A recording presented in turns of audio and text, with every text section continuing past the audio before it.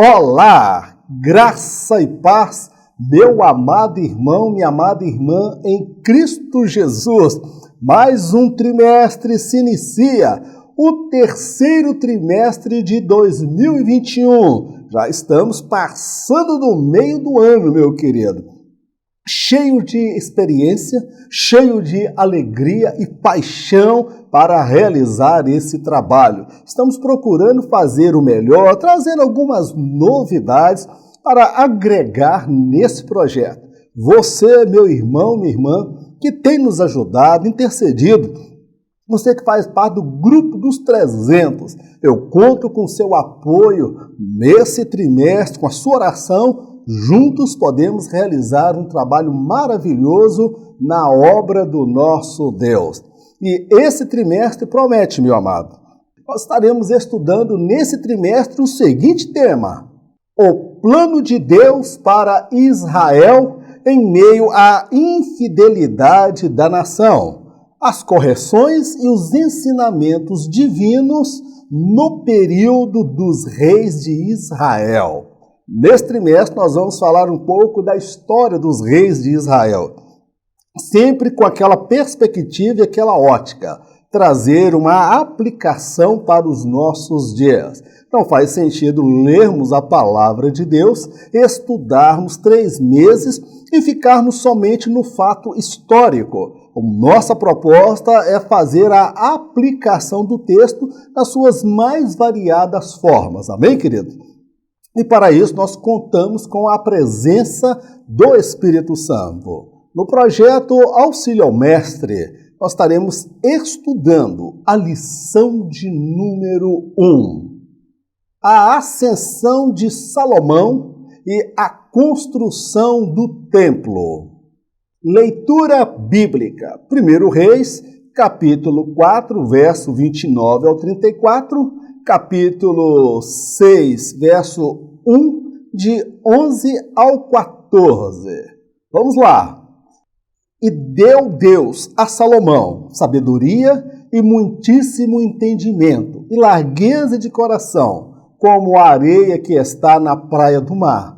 E era a sabedoria de Salomão maior do que a sabedoria de todos os do Oriente e do que toda a sabedoria dos egípcios. E era ele ainda mais sábio do que todos os homens, e do que Etã, Esraíta, e do que Emã, e Calcal, e Darda, filhos de Maol. E correu seu nome por todas as nações em redor. E disse 3.000 provérbios, e foram os seus cânticos 1.005. Também falou das árvores, desde o cedro que está no Líbano até ao isopo que nasce na parede. Também falou dos animais e das aves e dos répteis e dos peixes. E vinham de todos os povos a ouvir a sabedoria de Salomão. E de todos os reis da terra tinham ouvido da sua sabedoria. E sucedeu que no ano 480, depois de saírem os filhos de Israel do Egito, o ano 4º do reinado de Salomão sobre Israel, no mês de Zive, este é o mês 2º, Salomão começou a edificar a casa do Senhor.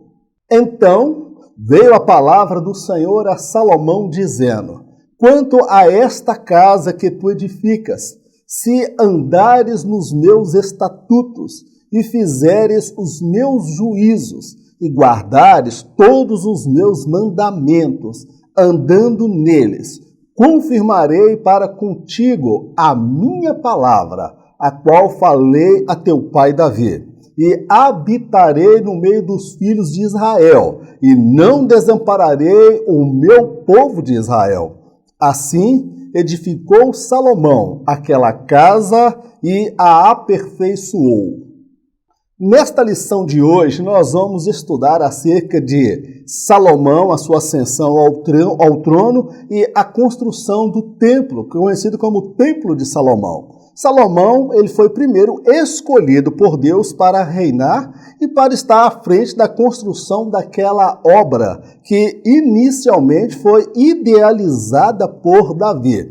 Ele se destacou, Salomão, pela sabedoria que o Senhor havia concedido a ele. Era uma sabedoria notável, ímpar, jamais vista na história da humanidade.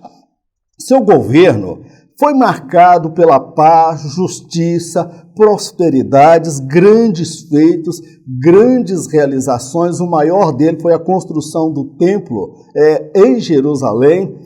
Esse período da fase do trabalho, do reinado de Salomão, é conhecido pela prosperidade e a qualidade de vida que ele pôde proporcionar aos moradores em Israel, ao povo judeu.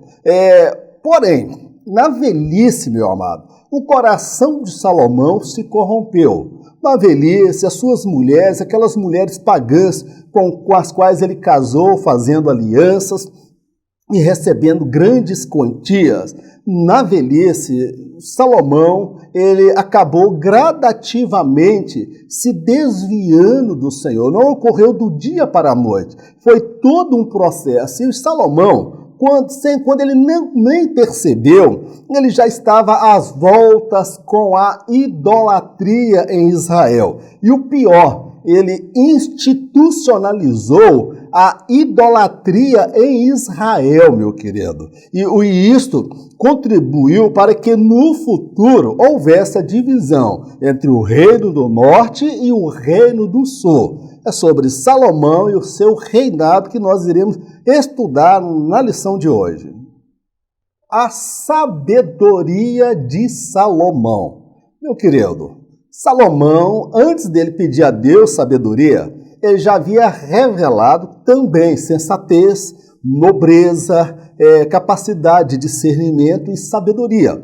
Era um jovem portador de várias virtudes. Então nós vamos destacar aqui a sabedoria divina, a sabedoria que Deus concedeu a Salomão para governar, para reinar. Me acompanhe. A virtude de Salomão. Salomão chegou ao poder em meio a intrigas e morte na família real. Logo percebeu quão difícil seria permanecer no poder e governar a nação. Demonstrou muita sensatez e sabedoria ao pedir ao Senhor uma capacitação divina, que, ao seu modo de ver, passava pela sabedoria vinda da parte de Deus. O pedido feito ao Senhor já revelava traços do caráter de Salomão. Era humilde, porque reconhecia suas fragilidades. Era um patriota, porque preocupava-se com o bem-estar da coletividade. Era um homem modesto, porque não pediu a Deus riqueza, fama e sucesso. Nesse primeiro tópico, nós destacamos aqui as virtudes de Salomão. Meu querido, Deus nunca honra uma pessoa por acaso. Salomão, Deus viu nele qualidades e virtudes, meu amado. Quando ele chega ao poder, Salomão sentiu o peso da responsabilidade. A chegada de Salomão ao poder foi marcada por briga, por morte. Seu irmão Adonias queria tomar o seu lugar. Ele testemunhou inúmeras brigas entre os irmãos para tomar o poder. Ele logo percebeu que reinar não seria nada fácil. Permanecer no poder e conduzir aquele povo numeroso que era o povo de Deus. Diante disso, ele reconheceu a sua fragilidade, as suas limitações. Então, ele demonstrou, quando ele foi falar com Deus, Deus se apresentou para ele, amado. Ele demonstrou, o pedido que ele direciona a Deus, revela traços do caráter de Salomão. Ele era humilde, porque ele não estava confiado na sua capacidade por ser filho de Davi. Ele sabia que talvez ele não possuía todas as atribuições e habilidades para governar. Ele reconheceu a sua limitação, a sua fragilidade. E quando ele apresenta a Deus um pedido, ele reconhece que ele precisava de uma capacitação divina. E dentro do entendimento, aí é que nós vamos ver a sabedoria de Salomão. Dentro do entendimento, essa capacitação passava a sabedoria, uma sabedoria divina, para ele julgar, governar. Então, o pedido que ele faz a Deus revela ali traços do caráter de Salomão, que ele era humilde, ele tinha um senso de coletividade, porque ele pensava no bem-estar social de toda a nação, ele era uma pessoa modesta, ele não pediu a Deus riqueza, fama, sucesso e glória. Ele pediu sabedoria para governar o povo do Senhor. Então nós poderíamos enumerar aqui inúmeras virtudes de Salomão. O sábio pede sabedoria. O sábio é aquele que conhece a si mesmo, direciona críticas a si e não transfere a outros a razão da sua fragilidade. Salomão se despiu diante do Senhor. Ele falou-lhe de sua fragilidade, reconheceu que não era um guerreiro como seu pai Davi, ou tampouco possuía as habilidades e competências para liderar a nação. O jovem rei sentiu o peso das expectativas do povo em relação à sua liderança. Sua percepção acerca de si mesmo já revelava um homem sábio e sensato. Quando nós falamos do sábio pede sabedoria, porque um tolo poderia pedir qualquer coisa e lhe seria concedido. Nós vemos aqui aquele que ama a sabedoria e sabe o valor da sabedoria, ele busca a sabedoria. Então, meu amado, o sábio, primeiro, é aquela pessoa que conhece a ela mesma. O sábio, ele não faz falsas expectativas de si. Ele não vende uma falsa imagem dele mesmo. Ele consegue ser crítico dele mesmo e não transfere para terceiros a razão, talvez, da sua fragilidade, das suas limitações. Salomão foi este homem, que ele conhecia a si mesmo e direcionou críticas a si mesmo quando ele se apresentou diante de Deus. Ele se despiu diante de Deus. Senhor, todo mundo está esperando que eu sou o Salomão, filho do grande rei Davi, que estou sendo consagrado como terceiro rei de Israel. Senhor, por trás de toda esta pompa, por trás de todo esse glamour, tem aqui um menino assustado. Tem aqui um menino que é frágil. Eu sou como uma criança para liderar esse povo, Senhor. Eu sou muito novo. Ele reconheceu que ele não era um guerreiro como Davi. Eu não sei entrar, nem sei sair. Como Davi entrava e saía para a guerra, conduzindo o exército. Eu não sou como meu pai. Eu não possuo as habilidades e as competências necessárias para liderar esta nação. O jovem Salomão, ele sentiu, na verdade, irmãos, o peso da responsabilidade, o peso das expectativas, os olhares voltados para ele, para a sua liderança, e diante desta pressão, ele cai em si, e ele vai se despir diante de Deus, ele se coloca diante de Deus e fala: Deus, eu estou um tanto que assustado com esse negócio. E Deus fala: Salomão, pede-me o que você quiser. Ele: Senhor, dá-me sabedoria para eu conduzir esta nação, esse povo teu que é numeroso. Eu não quero cometer injustiça, eu não quero ser leviano. Então nós percebemos de Salomão a percepção que ele tinha de si mesmo. Já revelava ali um homem sábio e sensato. Então, antes dele pedir a Deus sabedoria, ele já demonstrava que era um homem sábio e sensato. Meu irmão, nós precisamos conhecer a nós mesmos. Nós não somos necessariamente aquilo que nós apresentamos diante das pessoas em público. Nós somos aquilo que pensamos e sentimos como estamos a sós. Nós precisamos chegar diante de Deus com humildade, reconhecendo a nossa fragilidade, a nossa limitação, e abrir e rasgar o coração para Deus. Não travestido dos nossos cargos, dos nossos títulos, dos nossos diplomas, mas dizer para Deus que as pessoas têm muitas expectativas acerca da sua liderança, mas nem todos conseguem te ver como realmente você é. Você que lidera, você que é pastor, você que está à frente da escola dominical, a sua classe tem expectativas a seu respeito. Eu sinto o peso da responsabilidade. E o bom é se humilhar diante de Deus e pedir a Deus que nos dê sabedoria para realizar esse trabalho. A sabedoria na prática de vida. A sabedoria de vida envolve a inteligência emocional, que é a habilidade de saber lidar com as emoções alheias e com as suas próprias. A sabedoria na prática de vida vai muito além daquela vista nos centros acadêmicos. Ela é muito superior, pois é dada pelo Senhor àqueles que o buscam. A sabedoria é fundamental para a formação de uma família e de uma nação. É no núcleo familiar que se formam homens e mulheres sábias.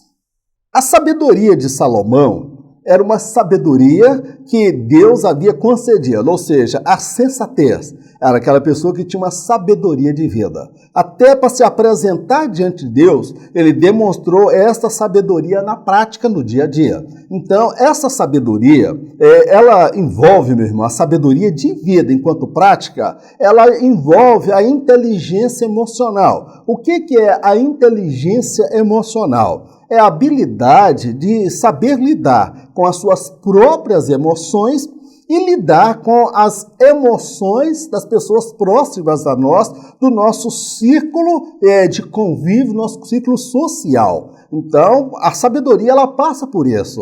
Então, eu considero aqui o seguinte, que a sabedoria na prática, ela vai muito além daquela sabedoria que é transmitida, ou conhecimento, nos centros acadêmicos. Na faculdade, a faculdade não torna ninguém sábio. A faculdade vai instrumentalizar aquela pessoa com conhecimento e informação.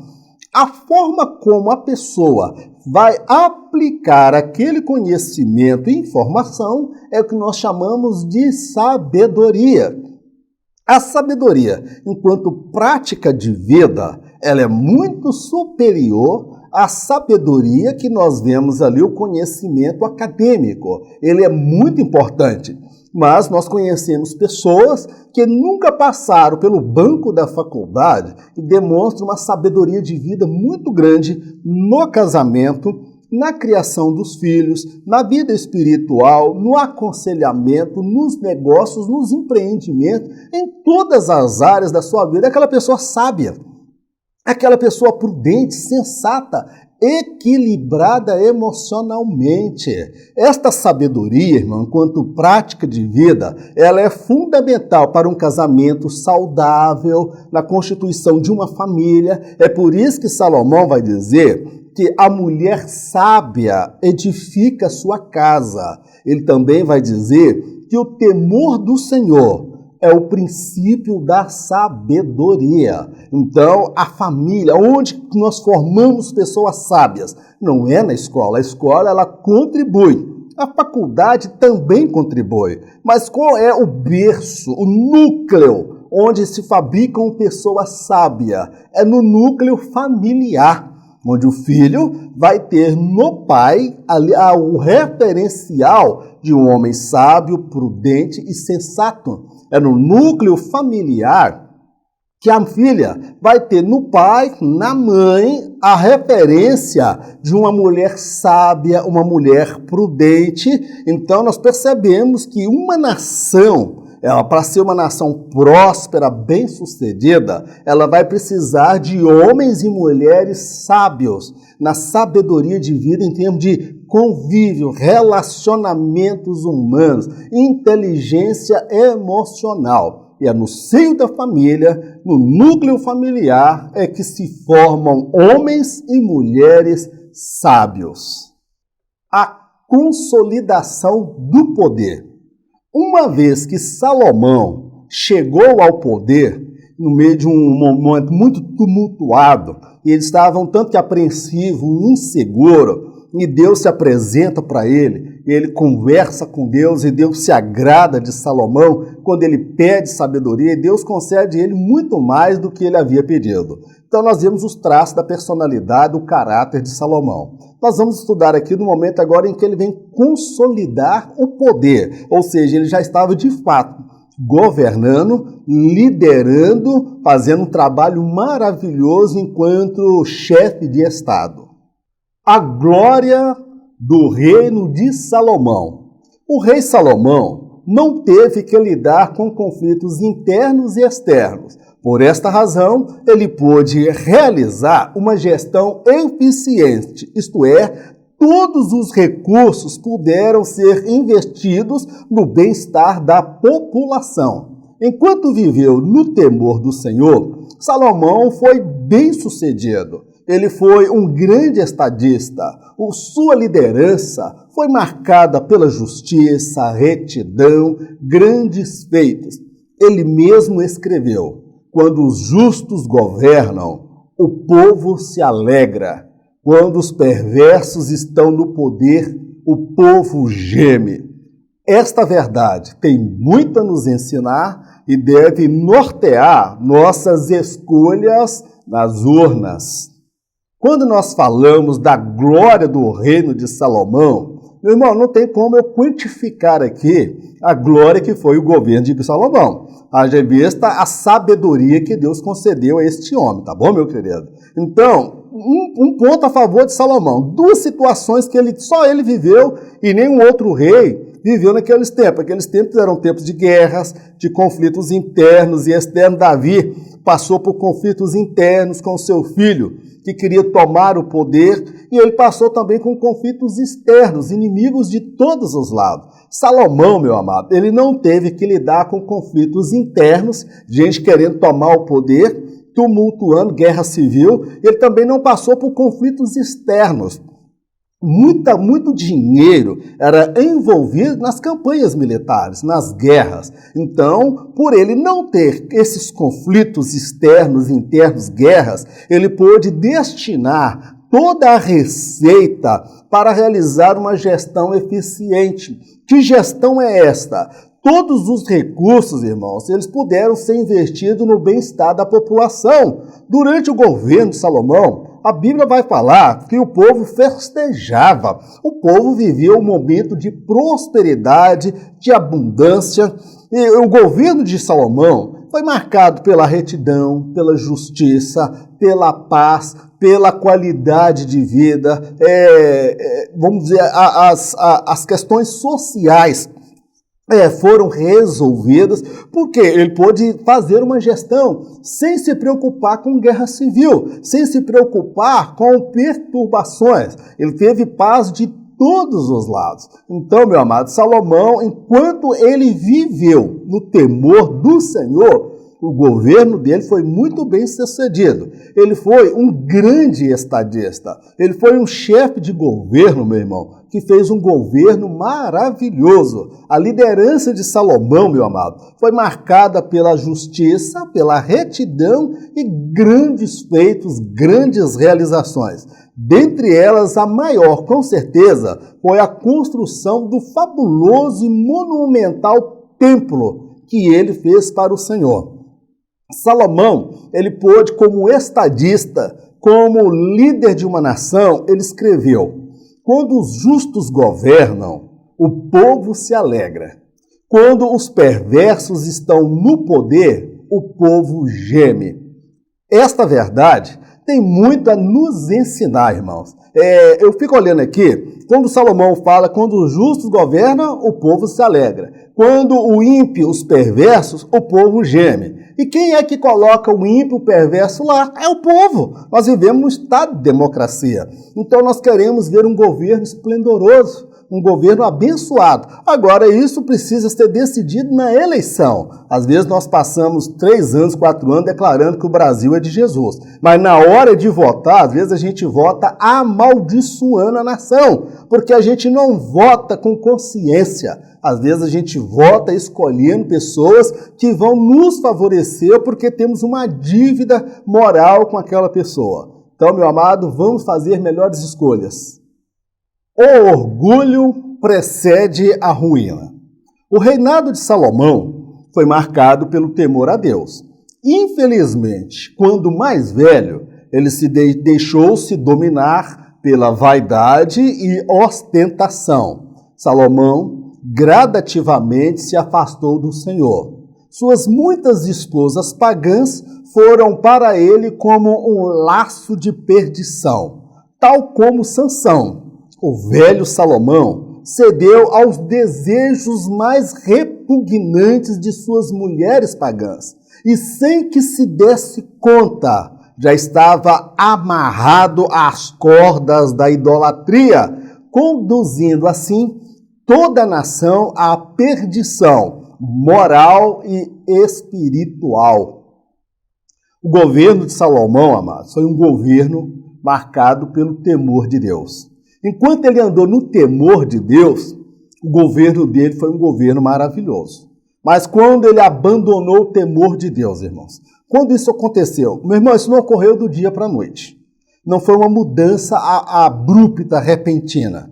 Foi durante anos. A Bíblia vai dizer que enquanto ele envelheceu, a capacidade dele de percepção diminuiu, ele se deixou dominar pela vaidade, pela ostentação. Salomão teve mais de 1000 mulheres, irmãos, e chegou num ponto em que a ganância, talvez por dinheiro, status, muitas pessoas bajulando, vinha dos vários cantos da terra, meu amado. Bom, ele recebia, vamos dizer assim, não é todo mundo que poderia sentar na cadeira de Salomão. Muitos de nós, não precisava nem ficar velho, não. 1 mês, 2 meses, 4 anos, já tinha feito um monte de besteira. Então a gente precisa tomar muito cuidado quando a gente critica Salomão, porque ele ficou anos ali na velhice, ele se deixou dominar pela vaidade e ostentação. E o orgulho precede o quê? A queda. Salomão, gradativamente, ele foi se afastando do Senhor. Deixou de frequentar o templo, deixou de orar, deixou de buscar a presença de Deus. A queda não acontece do dia para a noite, não. Ela é um processo. As mulheres de Salomão, aquelas mulheres pagãs com que ele fez alianças e ganhava dotes milionários ou bilionários, aquelas mulheres, meu irmão, aquelas alianças, a que depois se revelou um verdadeiro laço de perdição na vida de Salomão. Estas mulheres corromperam o coração de Salomão, meu querido. Aí nós vamos fazer uma comparação entre Salomão e Sansão. Ambos tinham a bênção de Deus, aliança com Deus, mas acabaram cedendo aos encantos de uma mulher sem temor de Deus, uma mulher que foi como um laço de perdição. E o velho Salomão, que já não era mais o jovem Salomão, ele cedeu aos desejos mais repugnantes de suas mulheres, irmãos. Ele construiu templos e mais. Salomão construiu o templo do Senhor, mas Salomão também construiu o templo, aqueles deuses, irmãos, deuses repugnantes. O comentarista, o escritor da Bíblia vai dizer, essas mulheres corromperam o coração dele, e sem que se desse conta, ele já estava amarrado às cordas da idolatria.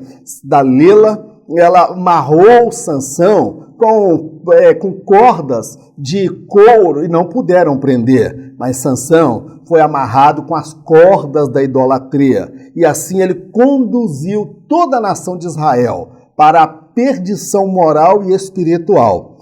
Salomão deixou um legado de maldição de certa parte, deixou um grande legado, mas o final da velhice dele deixou uma maldição, porque foi ele que introduziu, institucionalizou a idolatria em Israel. E posteriormente surgiria o quê? A divisão entre o reino do norte e o reino do sul. 10 tribos seguiram Jeroboão e se entregaram à idolatria, à devassidão moral e espiritual. Tudo por conta do orgulho e a vaidade de Salomão. Isso tem muito a nos ensinar, irmãos. Eu falo de Salomão com temor de Deus. Eu não alcancei a sabedoria de Salomão, eu não vivi as experiências de Salomão. Qualquer um de nós, eu penso que eu não na velhice, talvez, se eu começasse a fazer o que era mal aos olhos de Deus. Então vamos olhar para ele com temor de Deus. Sabe por quê? O meu telhado é de vidro. Eu não sei o seu, mas o meu é de vidro. A construção do templo. Nós vamos ver aqui como Salomão, não foi ele que idealizou o templo, foi Davi que idealizou o templo. Ele recebeu do pai a missão e o legado de construir aquele templo. Davi deixou ouro, prata, ferro, pedras preciosas, madeira. Davi deixou muita coisa para a construção do templo. O mérito de Davi e o mérito de Salomão foi que ele se empenhou, ele se envolveu com a construção desse templo. E foi um templo fabuloso, todo revestido de ouro, pedras preciosas, era uma coisa gloriosa, tá bom, meu amado? E Deus se agradou da sinceridade de Salomão. O nobre propósito de Salomão. A bem da verdade, quem propôs no coração edificar uma casa ao Senhor foi Davi. Seu filho Salomão herdou não somente o trono, mas o projeto de edificar uma casa a Deus. Davi, antes de morrer, deixou ouro, prata, joias em grande abundância para serem usados na construção do templo. Salomão se mostrou fiel ao desejo de seu pai. Ele se empenhou ao máximo para construir um suntuoso templo a Deus. Ele não se limitou a seguir as ordens de seu pai. Ele foi muito além. Supervisionou pessoalmente cada etapa da construção daquela belíssima obra. Quando o comentarista coloca aqui o nobre propósito de Salomão, eu só faço uma ressalva, que o propósito inicial, meu amado, era de Davi, mas ele não pôde fazê-lo. Então, Deus transferiu para Salomão a responsabilidade de edificar uma casa ao Senhor. Então, Davi, ele deixou ouro, deixou prata, deixou todos os materiais, deixou pedras preciosas, ele pegou todo o tesouro, toda a fortuna dele e dedicou à construção desse templo, meu irmão. Davi, ele era uma pessoa de coração dado para as coisas de Deus. Ele deixou todo o projeto para Salomão. E qual é o mérito de Salomão? Salomão, amado, ele se mostrou fiel ao desejo do pai. Poderia ser que o pai morresse e Salomão falou, não, vou destinar todo esse dinheiro, toda essa fortuna. Meu pai exagerou, fazer um templo modesto, um templo menor, porque Deus está na glória, para que fazer um templo tão suntuoso assim? Não, Salomão ele foi fiel às diretrizes do seu pai. Ele não desviou nenhuma verba, ele não fez superfaturamento, ele gastou todos os recursos que o pai deixou e acredito que outros mais. Ele fez aliança, ele correu atrás, ele foi buscar madeira, cedros do Líbano, fez aliança com o rei de lá. Então, ele não se limitou a somente seguir o projeto do pai. Ele supervisionou, ele foi muito além, ele se envolveu. Foi o maior empreendimento da vida de Salomão. E por um lado, ele deixou um legado negativo, um legado de maldição, que institucionalizou a idolatria em Israel. Por outro lado, ele deixou um legado do templo, meu irmão. O templo, ele era símbolo da fé do judeu, era o símbolo da presença de Deus, era o símbolo da comunhão com o Senhor, da aliança de Deus com aquele povo. Então, Salomão, ele se dedicou ao máximo para a construção daquele templo. E não somente deu ordens, ele supervisionou, acompanhou com amor, com paixão e com dedicação. O templo do Espírito Santo. Torna-se difícil a tarefa de mensurar a importância do templo de Salomão para o povo judeu. A partir da nossa cultura, não é possível quantificar o quão relevante este era para o povo judeu. O templo era o símbolo da comunhão, da fé e da presença de Deus no meio do seu povo. Paulo fez um paralelo entre o templo e o corpo. Segundo ele, O corpo do salvo era um templo vivo, onde o Espírito Santo habitava, e como tal, este deveria ser santificado a Deus. Quando nós falamos do templo do Espírito Santo, Paulo ele vai fazer uma analogia, quase que um trocadilho. Ele fala, não sabeis vós que vocês são templo, morada e habitação do Espírito Santo? Paulo estava escrevendo à igreja de Corinto, era a igreja gentílica. Agora, ele estava falando a partir da visão, da compreensão que o judeu tem para com o templo. Meu querido, a nossa cultura, a nossa visão de vida, é difícil eu tentar explicar com palavras o que era o templo para um judeu. Meu querido, o templo era muito mais do que paredes.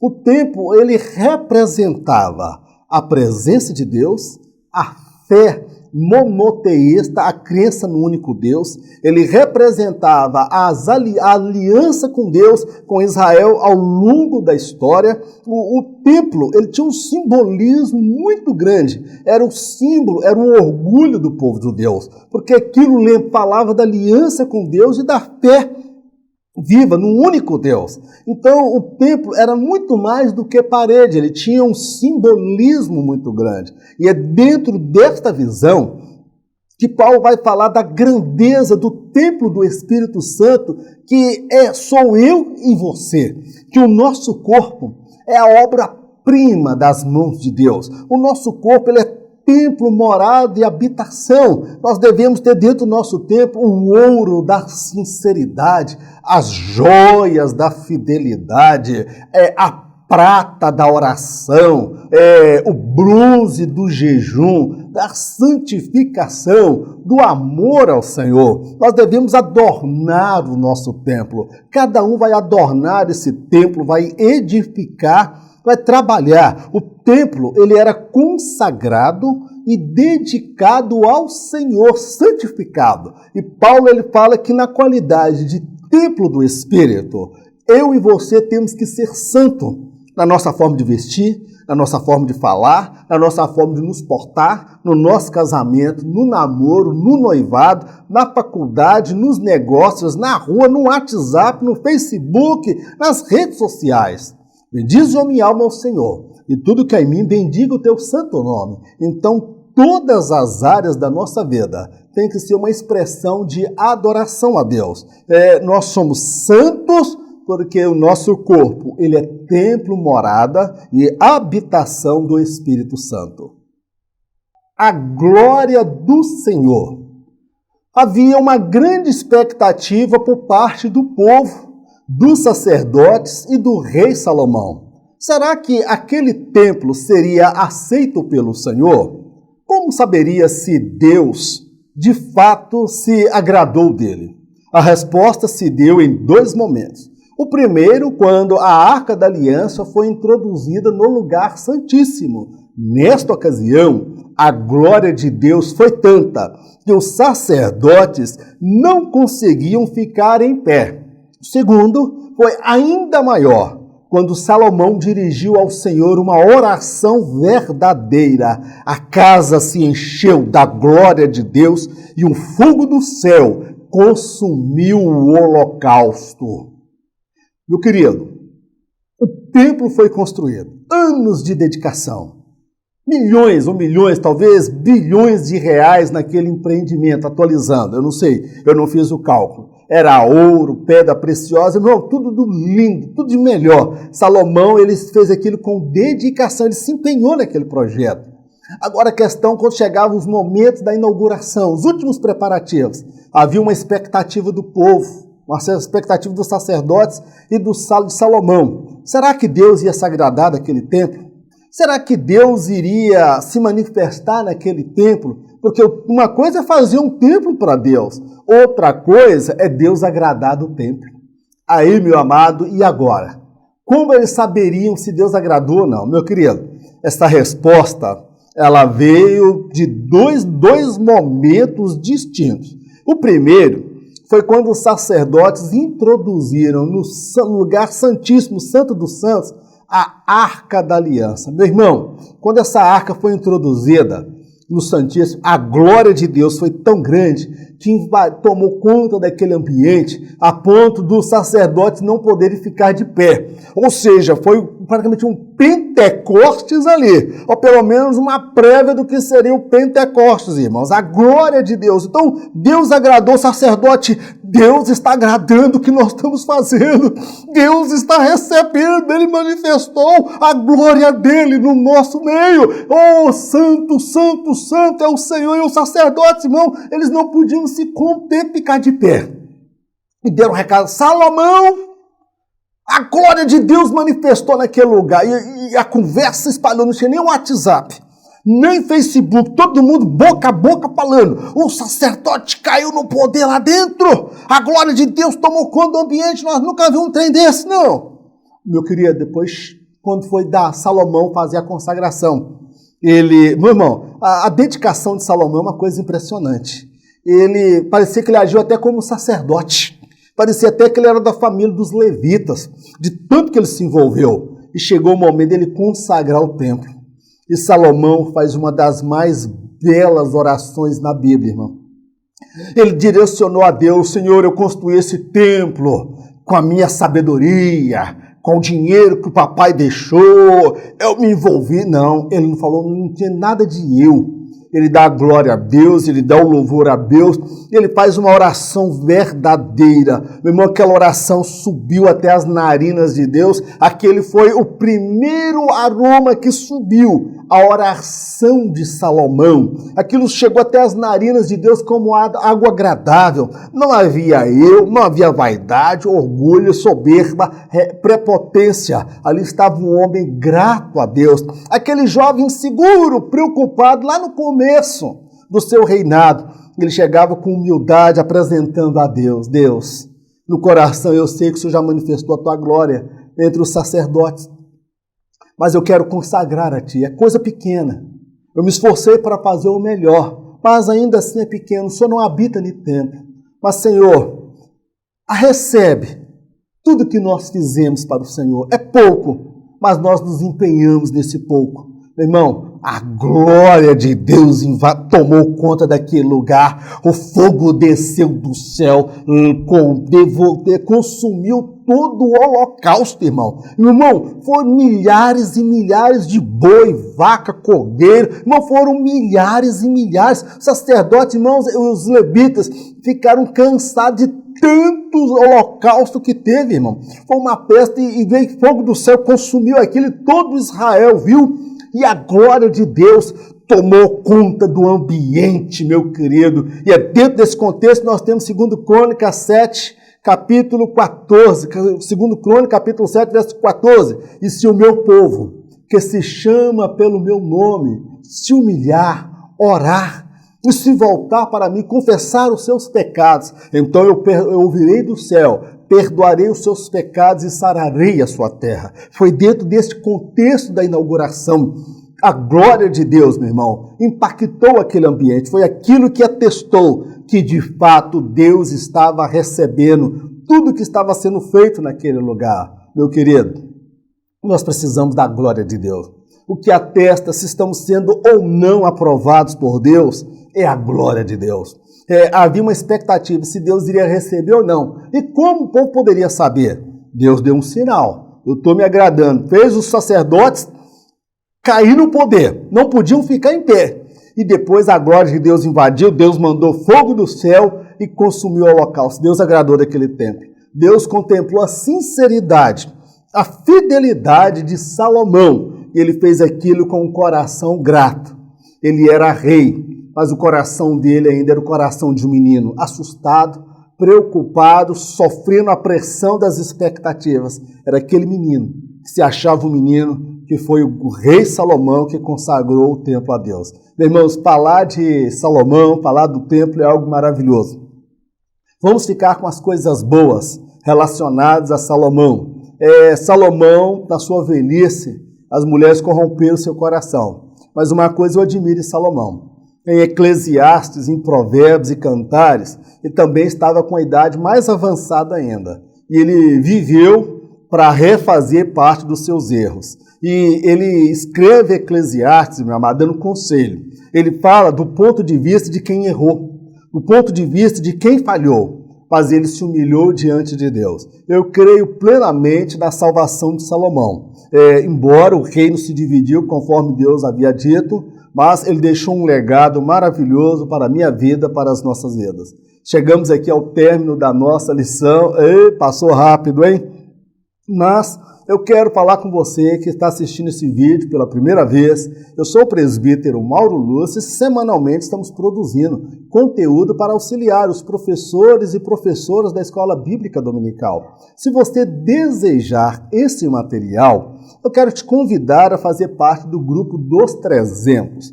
Este grupo, irmãos, são 300 pessoas. Produzimos conteúdo audiovisual para mais de 26 mil pessoas inscritas no canal.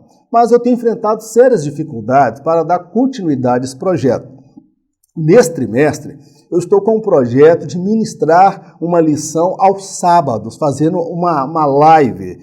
O tema sempre será repassando a lição. No sábado, nós estaremos ministrando a lição para os mantenedores do canal, tá bom? E, posteriormente, à medida que nós tivermos mais recursos, nós vamos abrir esse canal para as demais pessoas. Mas, a princípio, será para os mantenedores. Nós vamos discutir outras nuances, outros temas, como nós aqui ministramos esta lição. Tem várias outras vertentes que você pode explorar, pode trabalhar na sua escola bíblica dominical e tornar a sua aula mais agradável. Se você deseja esse material...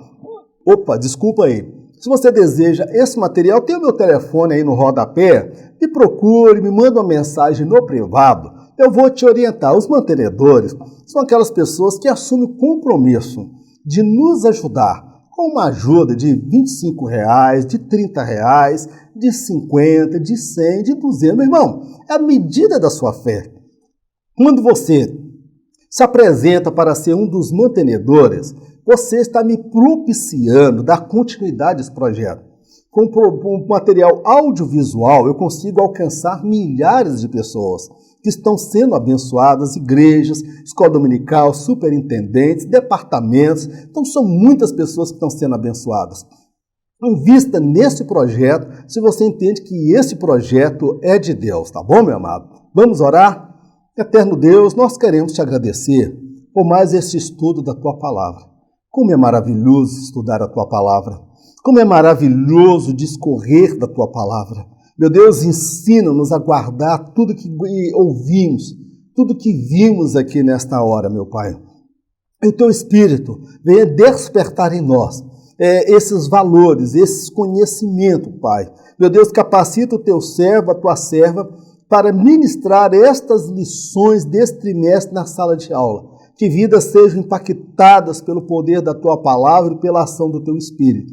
Meu Deus, ensina-nos a acertar onde Salomão acertou. Ensina-nos, ó Pai, vigiar onde ele caiu. Meu Deus, sê conosco, nos abençoe no decorrer desse trimestre. Abençoe em especial os mantenedores desse projeto, desse canal. Pai, nós te oramos, agradecemos por tudo, em nome de Jesus. Amém. Que o grande amor de Deus, a graça do nosso Senhor e Salvador Jesus, as doces consolações do Espírito Santo de Deus, seja com todo o povo de Deus, não somente hoje, mas para todos sempre. Em nome de Jesus, amém. Glórias a Deus. Chega aqui, vem pertinho, aqui. Ops, cá, some não, vem cá. Em caso de arrebatamento, eu não estarei aqui para ministrar a próxima lição. Amém? Amém não, irmão. Em caso de arrebatamento, nem eu e nem você estaremos aqui para a próxima lição. Em caso de arrebatamento, eu encontro com você por sobre as nuvens. E sabe quem é que vai estar lá em cima?